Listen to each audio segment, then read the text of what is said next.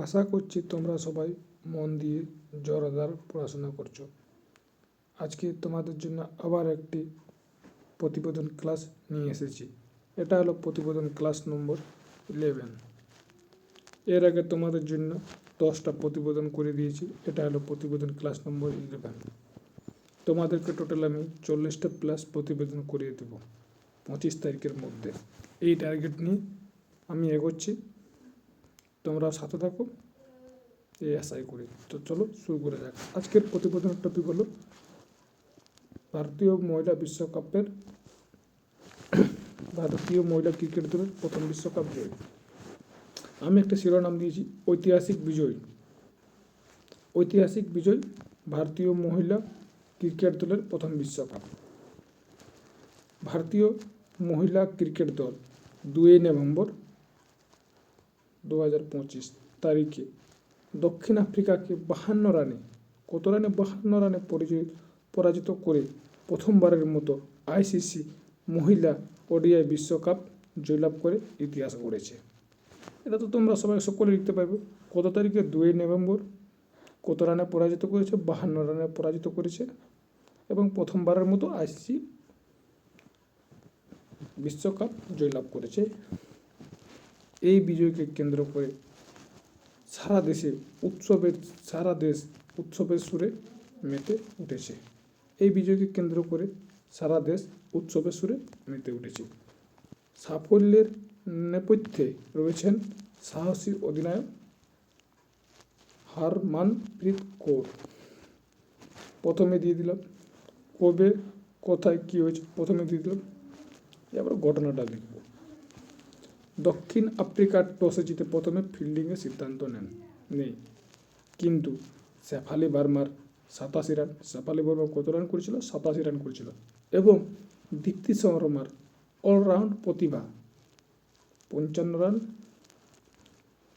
এটা এখানে একটু মিস্টেক হয়ে গেছে, তোমরা এখানে 5 লিখবে, 5 লিখবে না, 5 লিখবে না কিন্তু 5 লিখবে, 5। এটা ইংলিশে আছে, সেটা বাংলায় তোমরা লিখবে। এখানে আমার ইংলিশ টাইপিং হয়ে গেছে, সরি তার জন্য। এখানে 5 লেখার দরকার নেই, 5 লিখবে।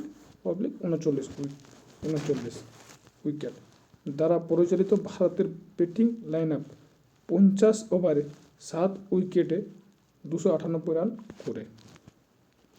এরপর ভারতীয় বোলাররা দুর্দান্ত প্রতিভা প্রদর্শন করে দক্ষিণ আফ্রিকাকে 246 রানে সীমাবদ্ধ রাখে, যেখানে দীপ্তি শর্মা 5টি উইকেট নেন।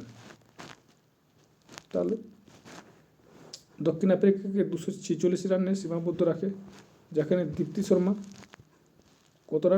কত উইকেট নিয়েছিল? 5টি উইকেট নিয়েছিল। শেফালিকে ম্যাচের সেরা খেলোয়াড় পুরস্কার এবং দীপ্তি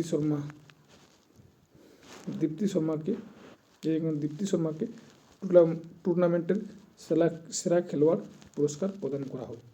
man of the match Shafali Verma, player of the match Deepti Sharma. এবার এন্ডিংটা।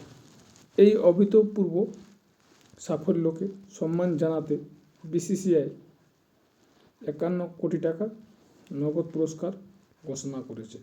ভারতীয় রাষ্ট্রপতি ও প্রধানমন্ত্রী উভয়ে টিম ইন্ডিয়াকে তাদের অসাধারণ জয়ের জন্য অভিনন্দন জানিয়েছেন।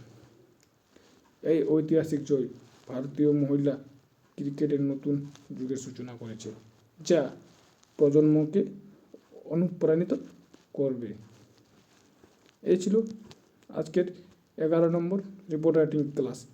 তোমাদের জন্য আমি 40টা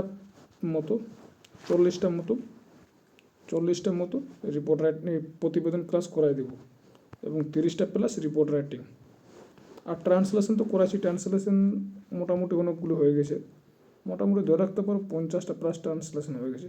তোমরা দেখিয়ে দিতে পারো, যেখান থেকে আমি তোমাদের পিএসসি ক্লাস পরীক্ষায় প্রশ্ন আসে বাংলা সহজপাঠ বই থেকে, সেখান থেকেও করে দিয়েছি।